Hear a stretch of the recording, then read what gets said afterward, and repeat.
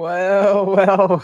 It's Wednesday. It's May 15th. I'm pulling schedule release day. There are things getting released already. 7 p.m. Eastern time right now. I'm Bob Harris. This is the Football Diehards YouTube channel. It's time to go on the hot seat. But first, FootballGuys.com is a website. I appreciate you joining me here every Wednesday at this time. Also Saturdays at noon for the Ask Me Anything live streams. Hit the subscribe button, notification bell, all that kind of crazy stuff, and hit the dislike button if you don't like me. I dare you to dislike me. And you might dislike me, but you cannot possibly dislike my guest today. You know him from the Off the Line Fantasy Football Podcast with our friend Ike Ndukwe and Destination Devy. Eugene Omenihu is here with us tonight. Eugene, how you doing, man? I'm doing good. I appreciate you for having me on again and, ready to talk anything NFL during this, kind of this lull period before we get to camp. All right, we are in the good part. We've got some people in here. Brian Larkin, John Bonneville, Royal Slade. So good to see everybody. JSC, I know the questions are coming in the middle of May, of course. So we are here to talk football. Nobody talks it more than John Bonneville and this group. Gene, we were chatting a little bit before. The schedule release coming out tonight. I don't get overly worked up about it. I mean, I'm not a fan of any team, so I don't really give a rat's patoot who's playing who or what the rivalries say. But I mean, and I think we tend to overplay strength of schedule. People will be surprised to learn the NFL is a year-to-year thing. There are things changing. I mean, there's some baselines there to work with. How much stock do you put into the schedule release? How exciting is it for you? Or are you like me? It's kind of like, meh. Yeah, it's just another thing that they can, the NFL can get the people going about just to, tickle their feathers a little bit before we get to camp. It doesn't move me too much.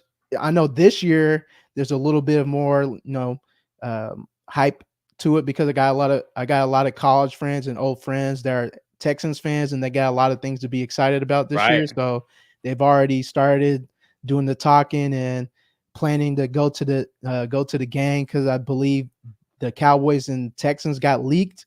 I think it's supposed to happen November 10th. I don't know if it's true or not. If it is, okay, cool. So I'm excited about that. But outside of that, I'm not. I mean, it doesn't really move me too much because, again, like you said, you see the strength of schedule, and you know how people, oh, well, we're going off what happened last year, but things change. Everything changes because Vegas will tell you as soon as this comes out, things are going to move around. So I don't take too much precedent about, what we think the strength of schedule is. Right. I mean, there's some significant change. Like 2 years ago, the Eagles were all the defense. Last year, they were less defense. This year, they have that guy, that coach coming in, and lighting things up again. So I just think that, every year there's a lot of changes. Or the Washington Commanders going to be different. Hi, Gemmo. Hello, Andrea. Hello, Scampers. Hello, Dame. Thanks, everyone, for coming. Really appreciate you. We'll get to your questions here. We're going to chop it up for a minute or two and sort some things out before we do that. But I think that's the key, right? Like there's going to be change. Like there are baselines. We know who the defensive players are or what the defenses did last year. And it is a baseline, but it shouldn't be a determining factor. Strength of schedule should never be a determining factor for how you're drafting. It maybe is something you want to look at down the stretch. I know you Scott Fishbowl people. You're looking at those late week runs and, I mean, we'll find out the buys. I mean, I think that's super important. I'm going to find out how many of my best ball team values are already sunk because I got 5 guys on the same buy, right? I mean, we don't know that yet. So that's the big deal to me is like finding out when the buys are and how hosed my sunk costs in best balls already are. Viking schedule will probably ensure they have next year's draft overall's first round pick. We'll see about that, Brian. I don't know. What do you think about that, John Bonneville? We'll see. So we're getting some questions in already. We'll let those build up a little bit. If you've asked a question, give us a minute. We'll get to them. I want to get Gene's take on a couple things here that were exciting to draft. We're talking a little bit, every year there's a huge thing that we didn't expect to happen. And I think, like Kirk Cousins would like us to believe it's Michael Penix Jr. And like I've talked about this at length. I think this is not nearly as horrible. I know we're reliving it this week because Kirk Cousins is, passively aggressively bitching and not bitching about it. Like I get it from his perspective. You would love to have a perfect clean, but I mean, I think everyone realizes the NFL is not about, sitting there resting on your laurels. They're moving on to the next thing. And I outlined it pretty good. My take on this, Eugene, was it was a huge surprise in the moment when you stop and think about it. I mean, from a fantasy perspective, What am I more interested in? Kirk Cousins' sense of mental well-being and comfort zone with his job security, or am I worried about the pieces I'm invested in here, like Bijan Robinson, Kyle Pitts, and Drake London over the long term? And if I think a big arm quarterback waiting in reserve, if something happens to Kirk Cousins, 36-year-old quarterback coming off a torn Achilles tendon, like, I don't think this is the worst thing that ever happened to anybody. Yeah, I mean, I'm in the same boat as you. At first, I was like, man, what is going on? What is Atlanta thinking about? Well, how could they do this? They just spent, over 100 million guaranteed the Cousins. But when you think about it, like, you got, again, a 36-year-old trying to recover from a Achilles injury. We haven't seen any of the hype videos. You know how whenever somebody's injured, you get the hype videos all over Twitter or X. Hadn't really seen those at the time. I get it. Like, the Falcons are trying to protect the young assets that they have, and if they don't think that their old quarterback can get it done or he can't recover fast enough, at least you got somebody that you, I guess, trust high and more enough to keep the ship afloat, since you spent a 8th overall pick on them, and you potentially have that player locked in for 4 to 5 years, depending if they want to take that 5th year option. Here is the rub, right? And I get this. John Bonneville, imagine the Falcons with Rome Odunze or Latu, the edge rusher who they tried to trade back up again. But here's the defining moment of this comment here. If I was a Falcons fan, I am not a Falcons fan. Don't care. They could never go to the Super Bowl again. I'll be perfectly fine as long as the pieces I'm interested in are producing fantasy numbers at the rate. And with Zach Robinson in and the right offensive coordinator, I'm happy Kirk Cousins is there. I think he'll do great things for those pieces, in particular Kyle Pitts. But if something happens to him, I don't want it to be Taylor Heineke or whatever, coming up the pipeline there. So that's where I'm at. I think we're kind of in agreement on this, Eugene. So we'll let it go. But I think that is the critical aspect. If I was a Falcons fan, I don't know any of those. I don't know any of those. No, actually, I know one. I don't know any of those. One? I know one. Oh, well. All right. So we've hashed that out. I think the other surprise or disappointment from fantasy perspective was Brock Bowers going to the Raiders of Las Vegas. Do tell. Yeah, I know a lot of people were like, especially in Dynasty, were just hoping he lands into, everybody wanted him to go to the Jets because of Aaron Rodgers, and they don't have any other weapons outside of, Garrett Wilson. But the Raiders doing it when they've already spent a high pick on, Michael Mayer. I know a lot of people are disappointed, but still, it doesn't mean that he can't produce. It's just, you just got to knock him down a little bit. Don't expect him to be like some tight end that, that produces like we saw Sam Laporta or maybe even Trey McBride out of nowhere his second year. So I think people just had really, really high expectations for this tight end. And I wasn't one of those guys. I always was speculative of, him landing anywhere inside of the top 15 and expecting him to, just destroy. So it's a good opportunity, I guess. I think we all would have loved him playing with Anthony Richardson or Joe Burrow, or as you mentioned, Aaron Rodgers, being that piece for those offenses, but he's not going to be that piece. That doesn't mean they can't figure out ways to use him. Tom Telesco, the GM, suggested you are allowed to use 2 tight ends in this league. We have seen teams use 2 tight ends very effectively in the past. And I wonder if Brock Bowers is, is truly viewed as a tight end inside that building, or if he's viewed more as an offensive weapon. I know those are horrible words for fantasy people. Like, every time someone gets called an offensive weapon, it usually is the death knell. But I think in this case, Brock Bowers is an unusual piece to the puzzle. So I'm kind of with you. It's a disappointing outcome, but I don't know that when I see people really disappointed, Gene, I start running towards that. I'm thinking value is being created here. Yep. People, the draft value, I'm gonna get a slight discount. I am cheap. I love a discount. And I think this will maybe a little bit of a discount. I don't know if it's going to be a huge discount. We'll have to see on that. One player that I'm pounding the table. I'm standing up here and I'm going to pound the table for.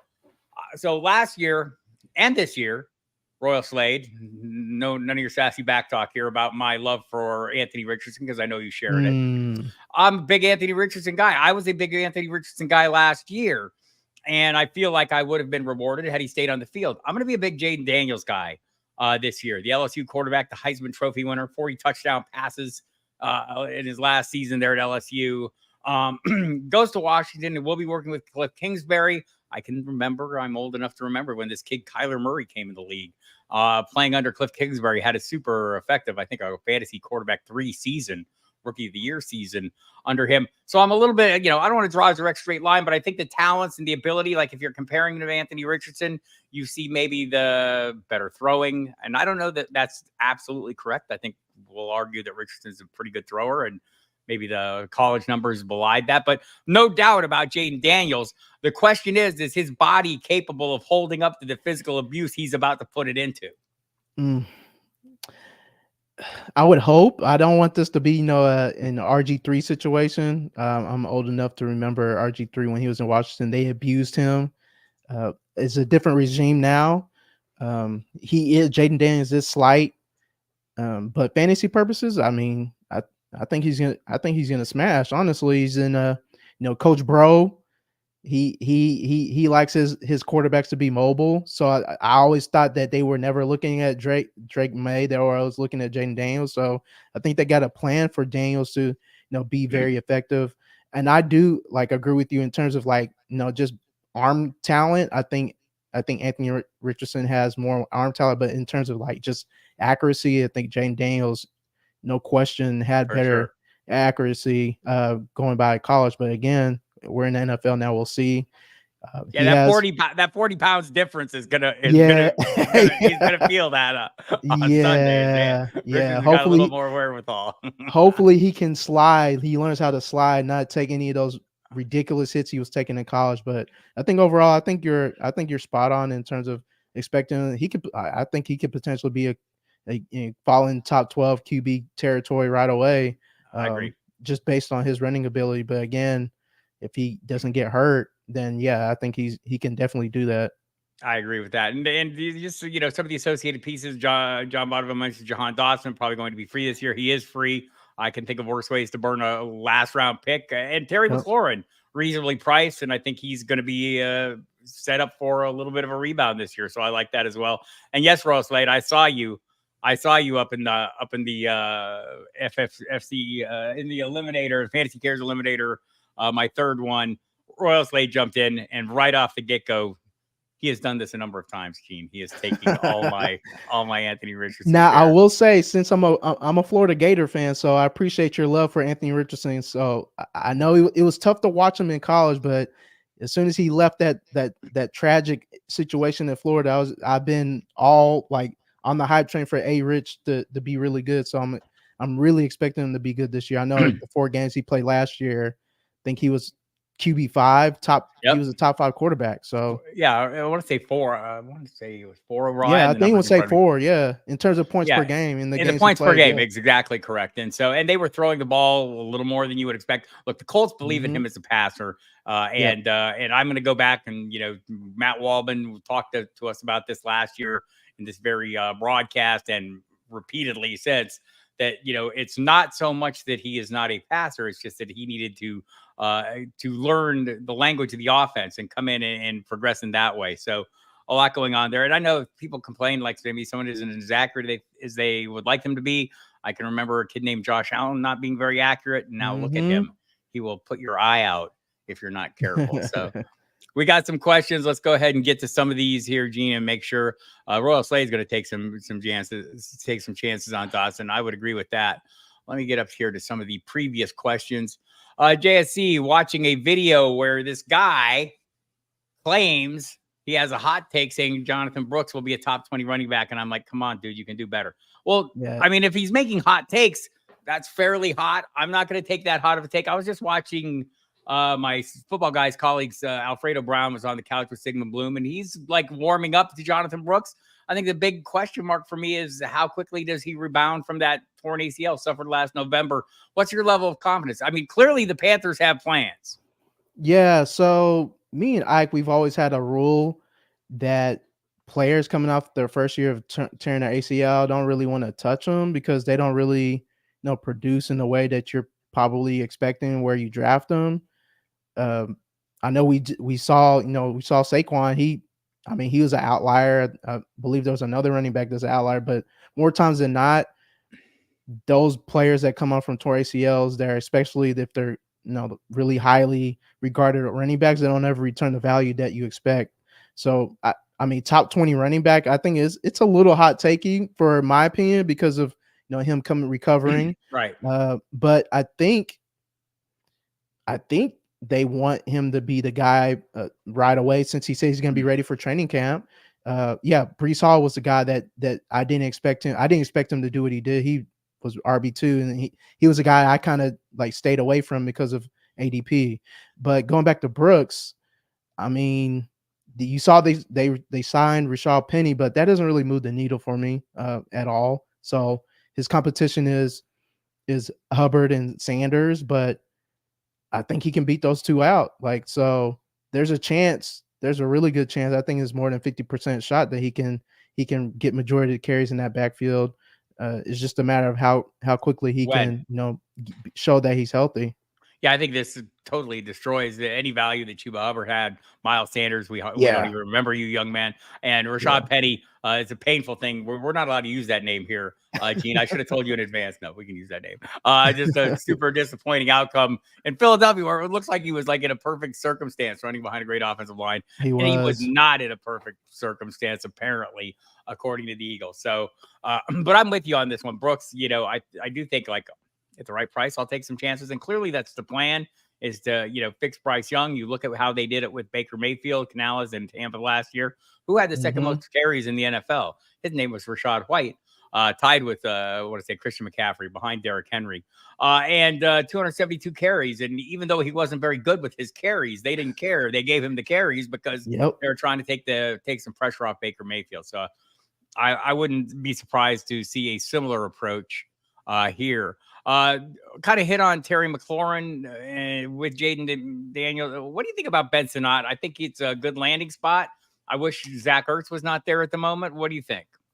Yeah, it's funny because Zach Ertz was there when Trey McBride wasn't when he got drafted and everybody wanted Ertz out the way, and we saw Ertz produce really highly before he got hurt. So I guess they think Zach Ertz is like the low key answer for the being the tight end whisperer. So it's interesting. And again, I do wish that Zach Ertz wasn't there because I think Zach Ertz is gonna start off being the guy in my opinion because it's somebody that's trusted. He's been in the Coach Bro offense because he was there when in Arizona when he was there with Kyler. So I think they probably start off with him. But I think Ben Sinnott, again, this is a guy that was a tweener. He was a tight end / fullback / halfback to kind of do everything for Kansas State last year. So he's cool. I need more information before I can in my lineup leagues go and confidently draft him. I'll say that. And then Terry McLaurin, I mean, he's the alpha there. Who else are you gonna? He should see 150 touches easy. So I think the thing with Sinnott, I mean, like if you're investing in Dynasty, that's get him at a reasonable price, stash him on your bench. Hopefully you have a starter for this year and see how he develops. Would be a good opportunity there. And I do agree, John Bonneville, like the Cowboys probably were dialed in on Brooks. Oh yeah. If they hadn't taken him then, and that probably did drive his price up a little ways there for sure. The Cowboys doctor did the Brooks's ACL surgery, so of course. They had the knowledge, and they were looking. Cowboys are always a team. It feels like the Cowboys are like we're both in Dallas, everybody, Gene and I. And neither of us are. I don't think you're a huge Cowboys fan, are you, Gene? I'm a Cowboys fan. I'm a realistic Cowboys fan. Okay. I'm not the diehard homer. You're not my colleague Michael Fabiano who's going to be out there crying in your videos of. No. All right, JJ McCarthy, could he be a top 10 fantasy quarterback? Knowing I like all the pieces. That seems like a stretch. Yeah, that's a stretch. I mean, unless they allow him to throw the ball 600 times, then okay, yeah. But I don't see that happening. I just don't see it happening for him. And he would have to run unless he's going to be very efficient. If he ain't efficient, and I'm talking efficiency, I'm talking about 70% completion percentage, almost 4,000 yards, almost 30 touchdowns. Keep the interceptions on a low. I don't see that as any type of outcome for him his first year in the NFL. Yeah, Jim Harbaugh would like you to know he's the best quarterback in this year's class. So I think like the lack of production over the course of his time in college is obviously, or just like not just production, but opportunities to produce, just leaves you wondering. I do think it's a great landing spot for all those reasons. The listed here by JSC, and also I think Kevin O'Connell is a very good offensive coach, and I think that's going to help out. I'm not worried about Justin Jefferson's value too much. I think he's going very high. We're drafting him to the ceiling because that's the only place you're going to get him. But I think back to last year with Josh Dobbs, Jaron Hall, Nick Mullins as his quarterback. Down the final stretch of the season, he was third in the NFL in fantasy points per a game for a wide receiver. So I'm not really worried about that side of it. But like, are we overlooking Sam Darnold a little bit? Like, are we being too dismissive? He's probably gonna start. So I guess the question is, we saw the Baker Mayfield renaissance. Could we see a Darnold renaissance? Can he stop turning the ball over? Maybe not. Yeah, if he can't do that, then no, we're not going to see any renaissance with Sam Darnold. I mean, it's surprising that he can still finesse a job, in my opinion, but he's here, so he probably starts off. We'll see what happens after that. See if he can, keep the ship afloat. I can't imagine him throwing the ball 35, 40 times either. So it's going to be tough to see. Seeing where TJ Hawkinson is going in some of these underdog drafts, or Addison or even JJ, if they're going to be able to pay off their value that they're getting drafted at with the quarterbacks that they have in Minnesota. Ooh, Drake May talk. A little battling between the Vikings and the Patriots fans. I feel like Drake May is the guy that's kind of the polarizing figure. And by polarizing, I mean the Patriots love him and everyone else seems to not to. Or is everyone overplaying it? He looks like the prototypical guy. I know, the concerns are he plays a little bit of hero ball. They've put some young receivers in with him, Polk and Burton. So, I mean, there's, I think I got that wrong. But I mean, like, they're building around him. I don't have a lot of faith in the offensive coordinator. What do you think about Drake May? Yeah, I mean, he's another guy. I don't think they'll start right away. I know Jared Mayo already said that he has a lot of work to do. They got Brissett back in the building, so I imagine him sticking with the veteran at first. So, Drake May can sit and learn. Van Pelt is the OC. I don't have any faith in him. He's haven't seen any of his offenses ever be good. So, I mean, there's not really too much going on in New England outside of Ramondre Stevenson and maybe Hunter Henry, but I don't have any really good thoughts about that Patriots offense. Yeah, I confused my Burton and Bakers. Sorry, Joanne. No slight met there. I think we're a little worried. I think of the quarterback that I'm kind of interested in just because of the landing spot is Bo Nix. Like, I know he's not viewed as a high end kind of talent, but is there, like, clearly Sean Payton thought he was high end enough to draft his first quarterback ever in the first round. And I think he has a clear path to starting role. They bring in Troy Franklin with him. What are your thoughts on Bo Nix? Yeah, I mean, he's in a good situation in terms of potentially starting off bat. I mean, you got Jared Stidham there, but I mean, he took Bo Nix at 12. I mean, everybody obviously thought that was a reach, but that's a guy he trusted. Then he went to go get his number one target at the same school he was at. So I believe that he wants him to start game one, but we'll see. So. I think he will. I think. So I was listening to Cecil Lammy, who I work with the football guys, covers the Broncos or is in Denver covering the Broncos on a kind of a daily basis, and he thinks this is like they're setting him up in a good spot. Yeah. I don't disagree with that. I don't know that like for me now he's turning into one of my firewalls in 3 QB leagues. If I'm like if I wait too long on my third quarterback, I'm thinking Nix is probably going to have a job and they're probably going to let him throw a little bit. And by the way, Polk and Baker will surprise, says Royal Slade. I hope they do, so I will remember their names correctly. I mean, he might be onto something. I mean, again, that's just a bunch of wide receiver threes in the building in front of them. So the potential they could get on the field early if they do some decent work in preseason. So Yeah. We're talking to Eugene Omenihu. I'm calling him Gene because at Fantasy Genes is the handle, and that's FANTASYGENES,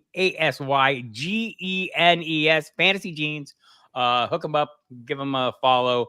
You'll find all kinds of great work there, including the Off the Line Fantasy Football Podcast, which he does with Ike and Dukwe, who you saw here a couple weeks ago at Off the Line FF. Also, DestinationDevy, now fantastic outfit with a bunch of great people.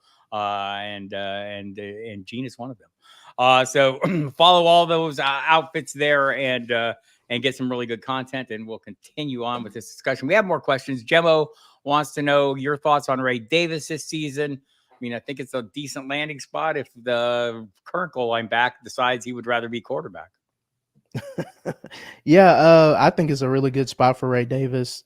They struggled on the goal line area last year in terms of converting those. They tried it with James Cook, and he wasn't really successful. They tried it with Latavius Murray. He wasn't successful. So they reverted back to Josh Allen a lot towards the second half of the season. So you get somebody that's, Ray Davis is 5'9", like 230. So hopefully he can be the guy that they can trust in the goal line area. So, and I'm not sure who else is behind. There's not really anybody of consequence behind James Cook. So I think he has an opportunity to get some touches early and often. One other question here from JSC. Chris Olave has been growing on him, especially knowing he was coming along with Derek Carr the second half of last season. Once Derek Carr got done yelling at him and started throwing passes that he could catch, it did seem to get a little better. I don't know, what kind of expectations do we have for Chris Olave? I know he's going, tail end of the wide receiver ones and current best balls. It's a little rich for my blood. There's pieces I like a little cheaper that are maybe players on the rise. Drake London, who we talked about, maybe Michael Pittman Jr., maybe even Mike Evans, who is going like crazy late for a guy who finished as wide receiver 6 last year. I don't know if Baker Mayfield is going to be as good, but Mike Evans has a long track record, longer than Chris Olave's. He does, but I like Chris Olave. I think he's very sneaky because nobody really talked about him when we're going through this whole draft process. They didn't add anybody in the wide receiver room, so it's the same guys. They like A.T. Perry, but A.T. Perry is kind of a downfield guy. Shaheed is another downfield guy. So Olave is the guy that works the intermediate. He can go deep. He does a little bit of everything. So as long as Derek Carr doesn't throw it to the other team, I think he could be closing in on wide receiver 1 finish this season. Honestly, in my opinion. Yeah, it'll be interesting to see. I don't disagree with that at all. So I mean, like I think he'll be right there. This offense is going to change to a degree with Clint Kubiak calling the plays. We've seen Kubiak offenses in the past. They do support really good wide receivers. Andre Johnson would like you to know that can work out well. But also, I mean, it's a run heavy kind of offense. They're going to take a run centric approach there. So we'll see if Alvin Kamara can rebound, or maybe we see a little more Kendre Miller this year. Or maybe Jamal Williams. What a mess. What a mess. John Bonneville thinks the Vikings passing could be slow early. J.J. and Addison are elite, but Hawkinson, I won't be surprised if we don't see Hawkinson until well into midseason. That injury was late. He had to have 2 surgeries, I think, or had to wait for the MCL to clear up before. Aaron Jones might need to get some love. That's who I have. I have way too many shares of Aaron Jones right now, I feel like. Me too. I can't quit Aaron Jones, even though he always gets hurt when you need him the most. I cannot quit him. I'm gonna go. Go ahead. I do understand the Hawkinson take. He tore everything in his knee, and he's 30, so I don't expect that recovery to be ready for week 1. I'm not drafting him to be ready for week 1. So, and if you go on Underdog, you see he's at tight end 12, tight end 13 right now. So it's a little rich for me. The people don't think he's going to be back that early either. So Aaron Jones, it is a little rich. Aaron Jones on 46% of my best ball teams on best ball 10s at least. I don't think I have that many shares on Underdog. Got a lot of Derrick Henry and Anthony Richardson. All my Anthony Richardson in leagues where I'm not playing with Royal Slade. But I think in every single best ball Slade has been with me, he has gotten Anthony Richardson. Man, it's been brutal. That's okay. Jane Daniels is like my fallback plan now. Looking at some of the other, I would just get your take on the high end wide receivers, coming into the draft this year.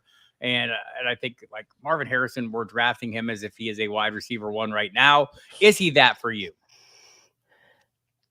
Man, I get the I I get why people are doing it, but like when you start really thinking about what you're drafting, you're expecting him to, like get 100, like 110 receptions on 150, 160 targets, well over 1,200 yards, 10 plus touchdowns probably. I don't know if I can first year coming into the league expecting him to give you that type of output so you can, recover the what you paid on the stock. I don't know, man. I can't. It's rich. I mean, I'll dabble in it because I want some I want shares to of it because share. I'm a Right. portfolio. I'm a portfolio. I'm playing like a lot of different best balls and different sites, so I want some exposure, but I don't want to overextend myself because I'm not paying I'm not paying to overall 12, 13 overall on a rookie wide receiver. I just can't do that. I don't care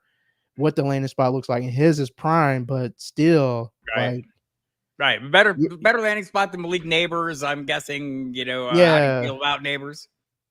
I mean, it's the same. It's almost the same thing. Like they're both in great spots. Like there's no wide receiver ones. I think Marvin's in a better spot because he has a better quarterback and has a conducive. He has a conducive offense. He's a better running back, a better tight end. Yep. For Malik, he's playing with Daniel Jones. I don't know what we're gonna get out of him, honestly. Well, we're gonna call him Daniel Dones. We're not calling him Daniel Jones anymore. When we talk about a player that's not good, we usually just jack up his name a little bit. So we'll call him Draftus Knowns or whatever. Just mess up his name until he redeems himself. So Malik Neighbors did it. That was what he's doing. I'm pretty sure. I felt that energy. I felt that energy. Let's get off the rookie for real quick here because I think this is a good question. Any chance Stephon Diggs can be a top 5 to 10 wide receiver? I think that's a little rich for my blood with those other pieces there. But tell me a little bit how you expect that receiving core to work out. Yeah, I think that's a little rich. I mean, he like all 3 of those wide receivers are going within like the first 4 rounds. That's a little high for me because you're essentially telling everybody that, hey, this Texans offense is going to be an all-timer for them to be able to support 3 wide receivers within the first 4 rounds. That's, for me, that's crazy. So, but I think this offense goes as Diggs is probably the 1, Nico's the 2, and Dell's the 3. I understand that Stroud loves Dell because that's the guy that he asked for the Texans to draft last year, but you got Stephon Diggs, who's a bona fide. He's been an All-Pro. He's been been multiple All-Pros. He's been Pro Bowls numerous of times. So he's going to command the targets, and he's basically playing on a 1-year deal this year. They can get out of his deal after this year. So I definitely think that Stephon is going to command the targets because you don't trade a second round pick just to be a guy. And then if it doesn't work out, then you got Nico, to fall back on. If it doesn't work out after this year, but I think it goes as Stephon, Nico, and then Tank. Yeah, I'm with you there, and also like I've said this many times on these live streams is like when we look back on Diggs' career, or is that 10-ish game stretch in Buffalo where he was not great? How are we going to look at that? Is that when he fell off the cliff, or is that just like a little blip on the radar of an otherwise great career? I think it might be more that, or at least that's where I'm at right now. Like I think like that.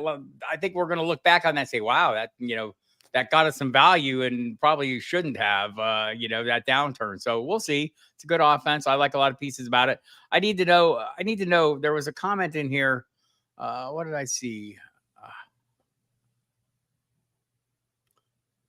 This. I don't know anything about this. Oh, yes. So I saw a video. So I believe this was like a week or 2 ago. So him and CJ Stroud were in China. I believe it was China. They were doing a press tour on I think Adidas or whatnot, and there was a video clip of him sumo wrestling like a professional sumo wrestler. And the first go around, Parsons got he just got bullied. He just got bullied right out the ring. He had no chance, and he was like, okay, let's run it back. They ran it back, and Parsons got the best of him on the second time around. So it was crazy because the sumo guy he had been probably a couple inches shorter than him, but he probably had he probably had like 20 pounds on Parsons. Okay, I'm Parsons, looking at it now. yeah, Yeah. yeah, Oh my it's gosh. yeah, it's pretty cool though to see him, kind of sumo wrestling, Uh-huh. a professional, and that second time around he gets him. So For sure. I love it. That's fantastic. I don't miss a lot of these things, and I totally missed that. Totally missed that. I think Isaiah Pacheco, I would agree with that. I think he's going at a really reasonable price. There's a lot of reasonably priced veteran running backs right now. yep. Joe Mixon in Houston, I think, is really reasonably priced. Amir White, I think, is Mm-hmm. going criminally underpriced. And I know there are people who are skeptical about him.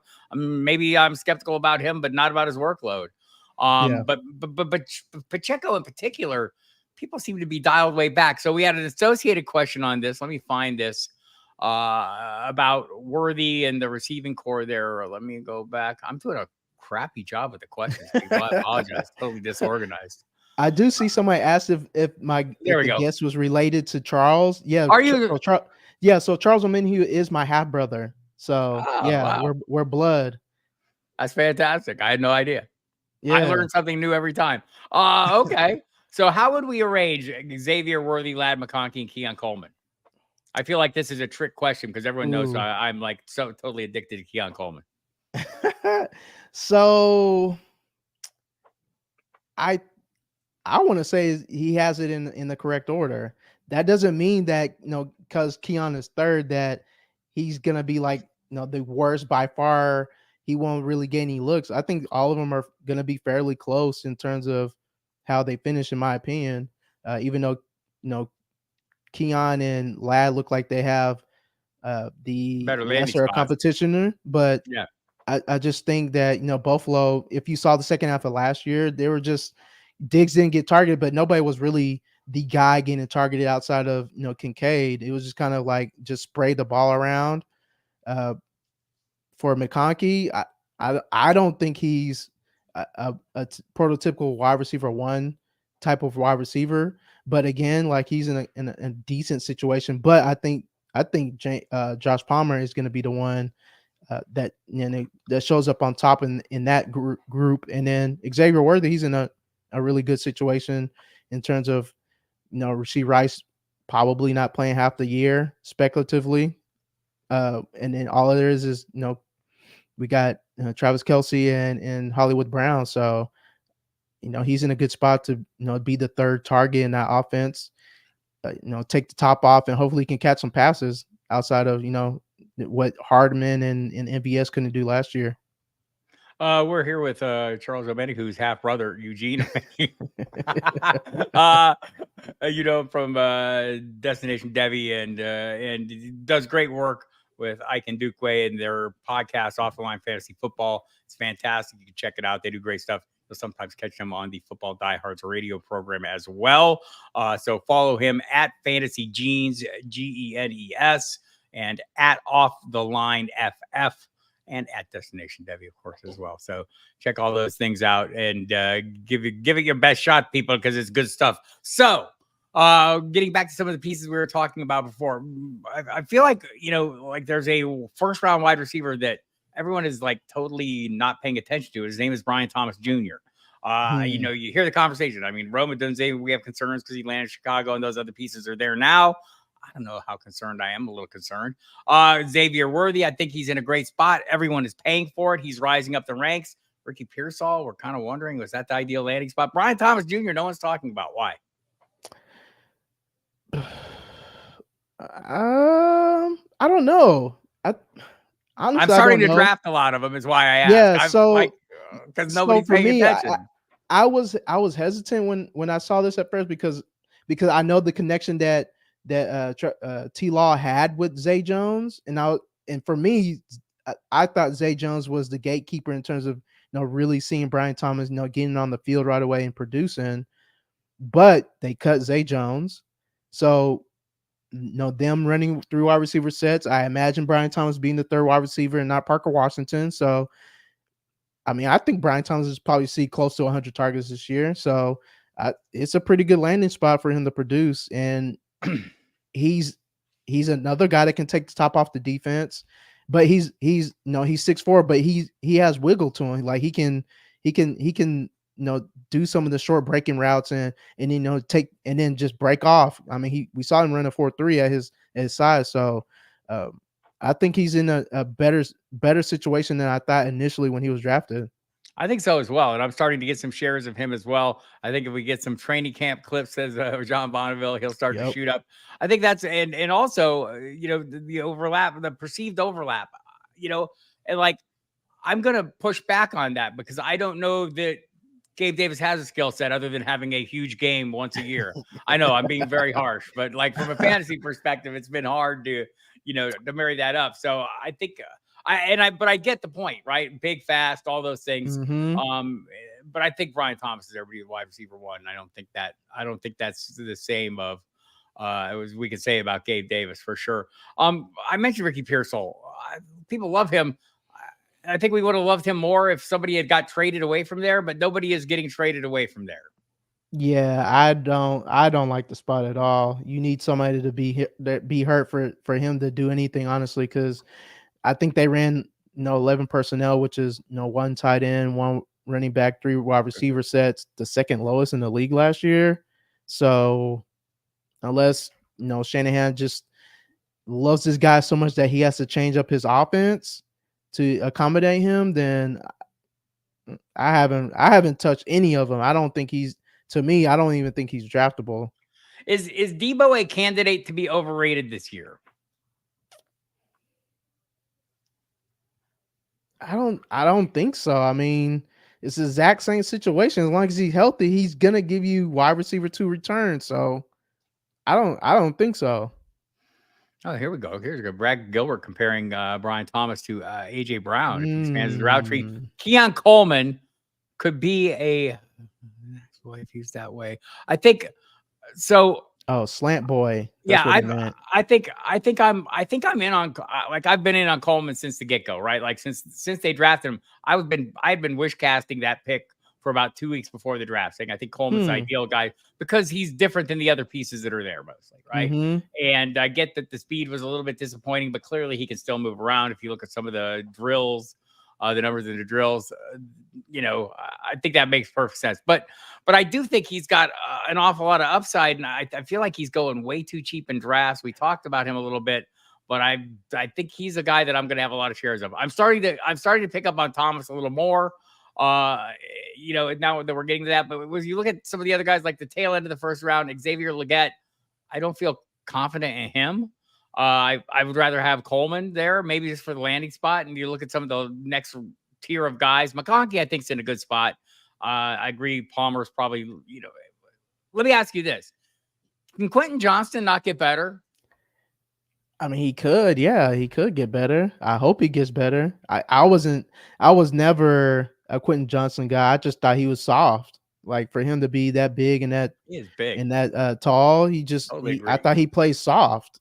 So unless they use him kind of differently than the guy that just goes deep, because he's not going to fight you for the 50-50 ball. So if they use him a little differently, then yeah, okay. You'll get him for free because nobody's drafting him. But right. Right.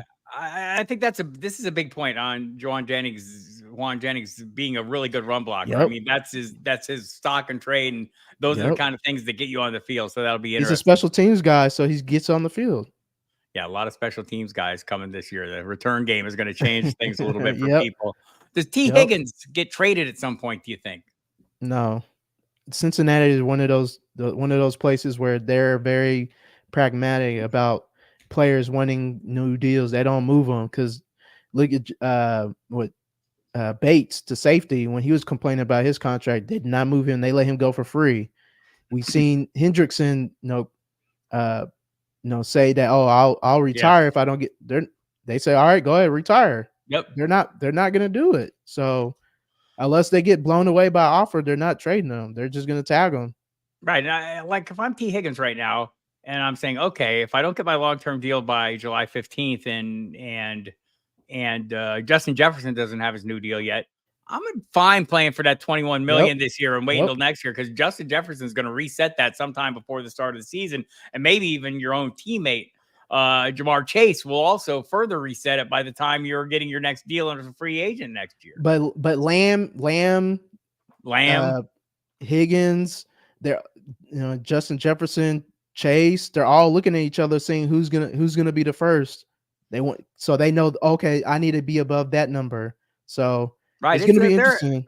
It's funny because I was talking about this a little bit, with my serious co-host Mike Dempsey, and I said they're going to have to hit 36 million a year on Jefferson.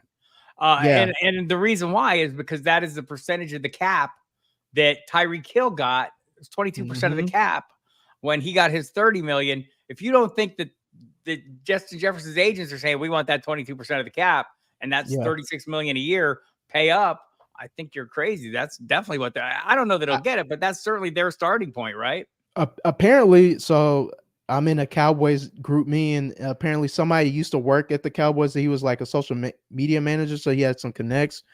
He apparently said that why the Cowboys and Lamb haven't got anything done, because apparently Lamb wants 37 million AAV. So, and the Cowboys, I know they don't want to pay that. So it's going to be interesting. It's going to be interesting to see where that number lies with some of these wide receivers that are coming up. Yeah, I think that's, to me, that's the thing, man. These guys are going to get paid. So if I'm T. Higgins, patience is a virtue, young man. It's going to make you some money.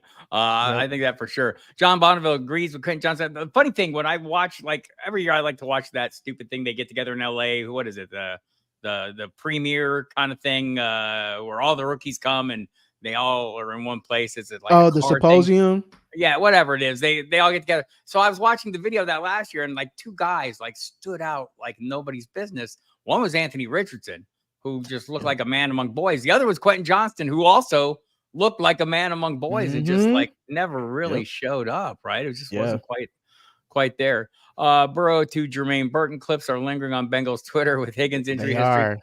I think, like long term, if you're in Dynasty, I'm overpaying a little bit for Burton right now. Are you? Yep. Landing spot. I've been the rookie drafts I've done.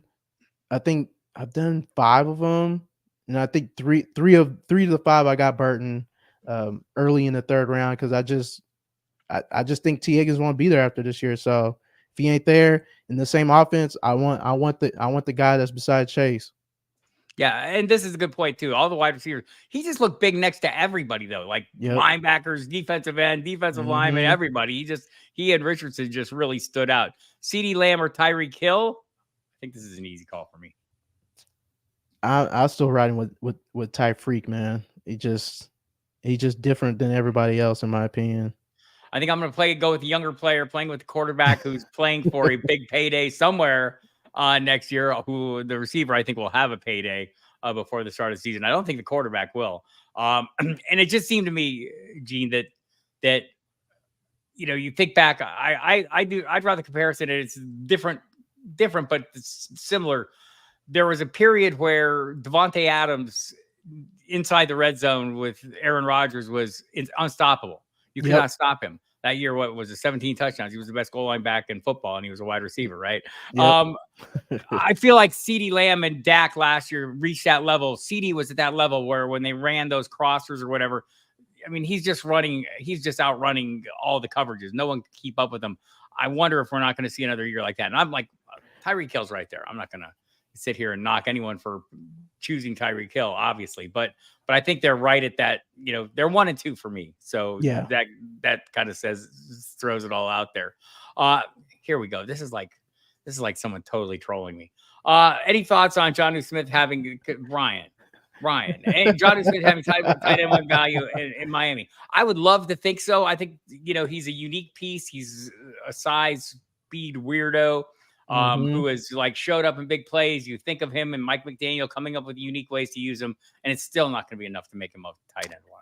I agree. His offense, they don't use tight ends, so if he happens to be a tight end 1, all right, cool. There will be weeks. Yes. Let me go to my shares because I'm going to feel really stupid. Jonnu Smith, 40% of my teams, never is a tight end 1, but a lot of tight end 2 and 3 shares of Jonnu Smith for that reason. He's just in that offense. You know what's funny? I'm at 36% in the underdog teams I've done so far myself. So I mean, he's cheap. He's cheap. McDaniel doesn't like tight ends, but I think you look at it. Jonnu Smith is a little bit of a different character, just in terms of the speed. I think anyone who can anyone who can cause problems for defenses is something that Mike McCarthy used. I And don't know he that can block. He can he can. block, so he'll be on the field. That's the problem with why they never played just Gesicki, because he couldn't block. What are you doing with that backfield right now? With Jalen Wright in there now, I mean, that's gonna, that mucks it up a little bit. I generally wind up taking the cheapest piece right now. It's Wright, 210. That 4.3 speed is kind of appealing. Looks like he has a little more physical wherewithal to hold up than maybe Devon Achane. I'm not gonna, I don't not draft people out of injury fears. I just don't. I'm not. Anyone can get hurt, but Devon Yep. Achane is like a smaller guy, right? Yeah. I So HN again, another wide running back is going way higher than I would feel comfortable taking him. He's going pretty much the end of round 2 for somebody that you're just literally all that value is based on, the best efficient running back season ever that we've ever seen. Him running 7 yards per carry, which is insane. But I'm still putting my trust in Mostert. He's still the RB1 in my opinion. But generally speaking, yes, I want to take the cheapest running back if it's a committee type of situation. So I've been dabbling with some Wright, but I got a lot more Mostert than I do too. Than a lot. I almost got 50% Mostert right now. So it's it's a risky bet, but yeah, I believe in the offense. So I don't have as much as I thought of Mostert. Huh. Maybe I don't. Yeah. I think 50% is pretty high. Yeah, 50. I don't have that many. I'm down in the 20%. I think I have more on best ball on underdog though. I'm looking at best ball 10s. So but I do think to me we've been drafting this backfield wrong. Devon Achane going as a running back 1. That seems like you'll get those numbers on occasion, but expecting them every single week seems like really aggressive. And I don't know, we'll get it. And by the way, I think, when you're talking about this possible Irv Smith breakout, I think we all know that was, that went by the wayside as soon as Jared Wiley showed up in Kansas City. Tell me I'm wrong, Eugene.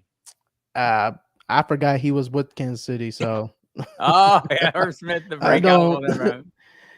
We've been looking for the tight end, the breakout under Kelsey for how many years now? So it's I don't expect it to happen. Good luck. That's all I can say. Yeah, I'm not entirely sold on this, and I don't think John Bonneville is either. We've all been waiting. We've all been waiting for quite some time for the legend to come to life. I feel like Achane is being the role is most locked in, but is it? I don't know about that. I don't disagree that Wright might be Mostert insurance, but maybe Mostert's role is the most locked in. I just have, when you have this offense where you have this many weapons, any week it's going to be any one of these guys, and there's going to be huge Achane weeks. There are also going to be some, assuming everyone's in the locked and upright position. Let's go ahead and pretend we live in this perfect world where everyone's going to be perfectly healthy. I mean, even that doesn't, to me, guarantee Achane the dominant lead role. And I think that's how people are drafting him, as if he will be 100% healthy and play the lead role. I don't think he's going to be the lead back. Why would you resign a 32-year-old back that led the league in touchdowns last year for him to be all of a sudden, oh yeah, let's put him behind the running back that even though he got in the weight room, he looks bigger. I think they say he's over 200 pounds now or close to it.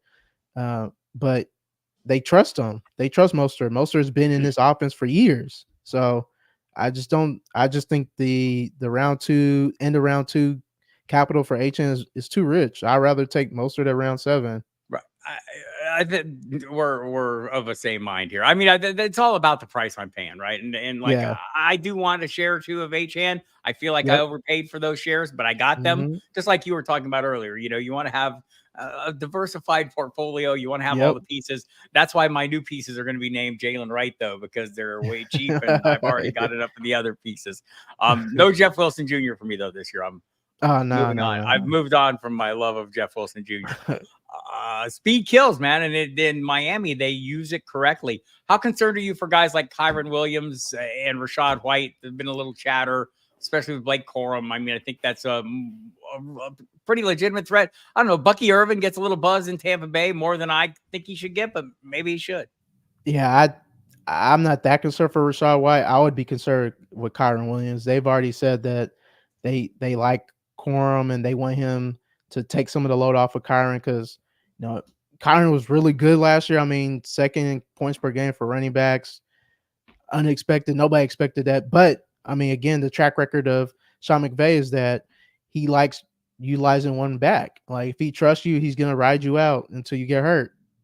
Maybe he's changing his tune a little bit, maybe. But yeah, like John said, McVay does tend to lie when he talks about running back usage, because I believe he said this about who was a running back last year that they were hyping up. They talked about Kyron a little bit, but he talked about Cam Akers. He kept talking up Cam Akers, and Cam Akers was nothing. They let him go. Like, so it's tough to trust him at times, but I know usage wise, whoever he believes is the guy is going to be the guy. So right, I'm going in believing it's going to be Williams, but knowing that and thinking Blake Corum's there for depth. But if something happens, that totally skews the entire situation. And I'm sorry, Zach Evans, I love you, but it's not going to happen. I don't think. Yeah, sir. it's not happening. Like this. Oh, yeah, and I know Scampers and Dame are out there in LA, and they've kind of like, I think everyone's a little concerned for Kyron. I mean, it's understandable. Why? Because all the numbers last year, I talked about it, in some of my videos last week on Football Guys. By the way, you can go look at those people; they're available. I'll have one out this Friday as well, my usual weekly news thing, and also my fantasy notebook every week on Monday. But I think you look at down the stretch, and that tear where he was running back too, he was getting 25 touches a game, 25 touches. People. That's a lot of touches for a running back, and volume matters. Ask Rashad White also. Yeah. volume is king. So anything that threatens that is going to lead to concerns for us.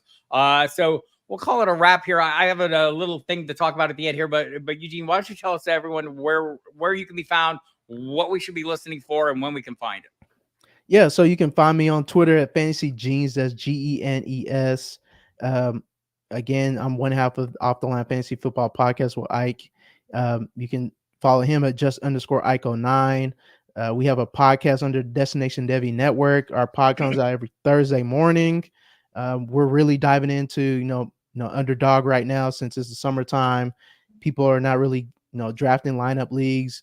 And I think this is a good exercise in terms of getting an understanding what the landscape is for how people feel about these players as the days and weeks progress. So a lot of underdog during the summertime, and you can find my work on DestinationDevy.com.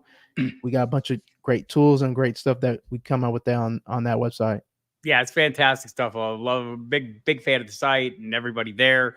Starting with Ray, the entire crew, right? And you and Ike are fantastic. Gene and Ike do a great job. I've had them on the radio. I'll be on the radio this Saturday, of course. You can listen in. That'll be 3 to 5 every Saturday.